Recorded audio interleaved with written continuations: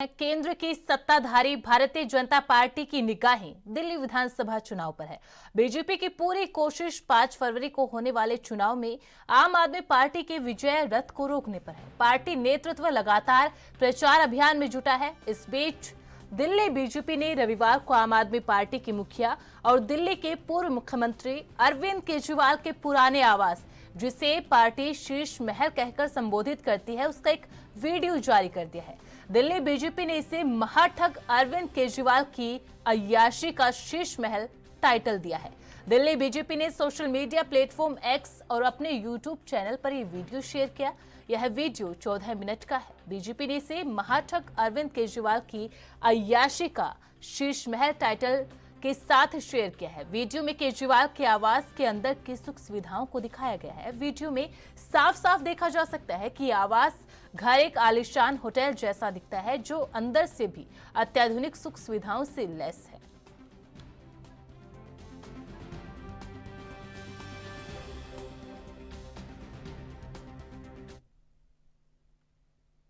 हमारे संवाददाता अंबुज उपाध्याय इस खबर पर ज्यादा अपडेट के साथ लाइव जुड़ चुका है। अंबुज, देखिए, शीश महल दिल्ली विधानसभा चुनाव में एक बहुत बड़ा मुद्दा है, जिसे न केवल बीजेपी बल्कि कांग्रेस पार्टी भी आम आदमी पार्टी को घेरने का काम कर रही है। और जिस कैग की रिपोर्ट का बार बार जिक्र किया जाता है कि जो दिल्ली की सरकार है, आप सरकार, उसको कैग रिपोर्ट टेबल करनी चाहिए थी। जब इलेक्शन की अनाउंसमेंट हुई उससे पहले टेबल नहीं की गई, लेकिन कैग रिपोर्ट के कुछ हिस्से जारी करके शीश महल में किस तरीके से पैसा खर्च किया गया उसका भी बीजेपी ने जिक्र किया और अब एक वीडियो भी शीश महल का जारी कर दिया है। जी बिल्कुल, अगर रविवार शाम की बात की जाए तो ये लगभग 14 मिनट का वीडियो है।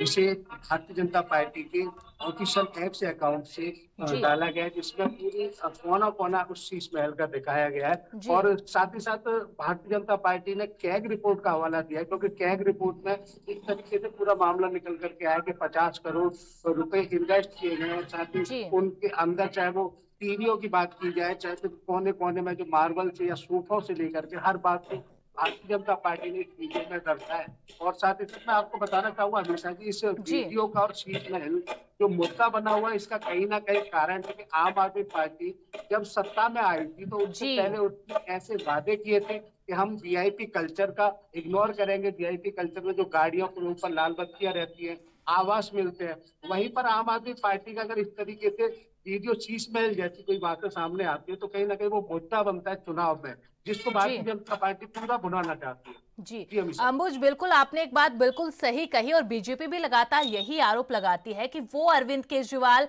जब अन्ना हजारे के आंदोलन में थे और तमाम रिपोर्ट्स निकालकर दिखाते थे कि देखिए शीला दीक्षित किस तरीके से, कांग्रेस पार्टी किस तरीके से दिल्ली के अंदर काम कर रही है, कितने बड़े घोटाले हो रहे हैं, किस तरीके से करप्शन है, ये तमाम कहती थी। और एक एसी को लेकर बड़ा मुद्दा बनाया था अरविंद केजरीवाल ने कि शीला दीक्षित 2 एसी के साथ जो है सीएम हाउस के अंदर इस तरीके से रहती है। लेकिन जब मुख्यमंत्री अरविंद केजरीवाल थे और वो लगातार सत्ता में आते रहे, तब उन्होंने कहा कि ना हम गाड़ी लेंगे, ना बंगला लेंगे, ना घर लेंगे, कुछ भी नहीं लेंगे।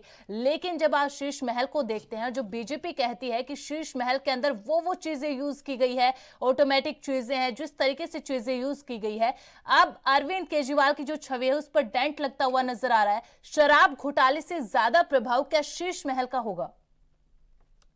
यूपीए 2 की अगर बात की जाए तो यूपीए 2 में जन लोकपाल बिल को अन्ना हजारे के आंदोलन के साथ अरविंद केजरीवाल, मनीष सिसोदिया, प्रशांत भूषण जैसे तमाम जो सामाजिक संगठनों में कार्य करने वाले लोग हैं वो जुड़ते हैं और उसके बाद में पार्टी बनाई जाती है। तो वहीं पर शीला दीक्षित पर हमला भी किया जाता है कि जिस तरीके से एक आलीशान फ्लैट दिया जा रहा है, आलीशान इनको रहन सहन की व्यवस्था दी जा रही है, वीआईपी कल्चर लागू है, इसको लेकर के आम आदमी के मन में कहीं ना कहीं ऐसी बातें निकल करके आई कि अरविंद केजरीवाल हम लोगों से जुड़ी हुई बात कर रहे हैं, वीआईपी कल्चर का विरोध कर रहे हैं कि कहीं से अगर काफिला निकलता है तो गाड़ियों को रोक दिया जाता है, रूट को जाम लगा दिया जाता है। तो उस पर ऐसा कहीं ना कहीं आम आदमी का जुड़ाव हुआ था। लेकिन जिस तरीके से ये वीडियो सामने आ रहे हैं और शीश महल जैसी बातें सामने आई है, तो वहीं से आम आदमी ये सोचने को मजबूर जरूर हुआ है कि अरविंद केजरीवाल कहीं एक वीआईपी कल्चर का विरोध करते थे किसी टाइम पर। आज वो शीश महल जैसी बातें जब सामने आ रही है तो आम आदमी पार्टी के नेता प्रधानमंत्री हाउस को दिखाने की मांग करते हैं कि पीएम हाउस जो बना हुआ, पीएम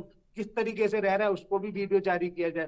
तो प्रधानमंत्री नरेंद्र मोदी ने वीआईपी कल्चर का विरोध नहीं किया था। आम आदमी की बात करके आम आदमी पार्टी बनाने वाले अरविंद केजरीवाल थे, तो कैग रिपोर्ट में भी यही खुलासा किया गया। तो प्रश्न उठना लाजिमी है कि अरविंद केजरीवाल ने जिन चीजों पर वादा किया था, आम आदमी की बात करके बनी थी, और आज जी उन्हीं के इस तरीके का वीआईपी कल्चर जब सामने आ रहा है, तो कहीं ना कहीं प्रश्न तो उठना लाजमी है।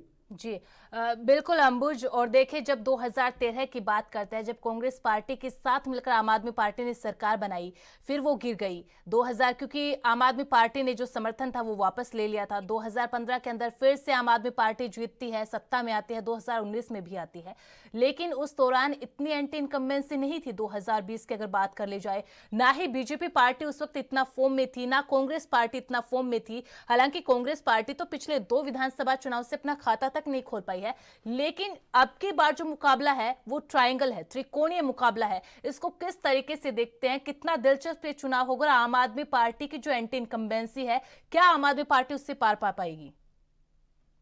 जी बिल्कुल, जिस तरीके से आपने बिल्कुल सही कहा है कि चाहे वो जी 49 दिन की सरकार रही हो आम आदमी पार्टी की, या फिर 2015 में, फिर 2020 में इन्होंने रिपीट मारा है, तो उस जी समय भारतीय जनता पार्टी और कांग्रेस ने उस तरीके से कड़ा मुकाबला आम आदमी पार्टी को नहीं दिया। लेकिन इस बार जी अगर देखा जाए तो कांग्रेस ने भी अपने सभी प्रत्याशी अच्छे से उतारे, चाहे वो संदीप जी दीक्षित की बात की जाए, चाहे वो अलका लांबा की बात की जाए। वहीं भारतीय जनता पार्टी की बात की जाए तो उन्होंने 2 सांसद अपने इस बार चुनाव में उतारे, प्रवेश जी वर्मा है और रमेश भिदुड़ी कालकाजी विधानसभा सीट से चुनाव लड़ रहे हैं। तो इस बार भारतीय जनता पार्टी और कांग्रेस मतलब पूरे तरीके से हावी है आम आदमी पार्टी पर, और कांग्रेस उस अपना जो 2-3 बार का जो 3 विधानसभाओं की अगर बात की जाए जी जो खाता नहीं खोल पाए, उसका पूरी तरीके से कोशिश कर रहा है कि इस बार दिल्ली के अंदर कुछ अच्छा करे।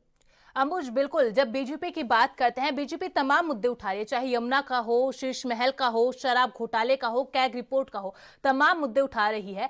लेकिन एक भूमिका दिल्ली के अंदर आरएसएस की भी है, क्योंकि महाराष्ट्र के अंदर, हरियाणा के अंदर देखा कि 10 साल के एंटी इनकम्बेंसी हरियाणा के अंदर बीजेपी के साथ थी, लेकिन आरएसएस ने जिस तरीके से ग्राउंड लेवल पर वर्क किया उसका असर दिखा, और भारी बहुमत के साथ बीजेपी की सरकार वहां पर बनी। महाराष्ट्र में भी इसी तरीके का नजारा मिला। दिल्ली की बात की जाए तो चूंकि अब की बार आरएसएस दिल्ली में बहुत ज्यादा एक्टिव है ग्राउंड लेवल पर।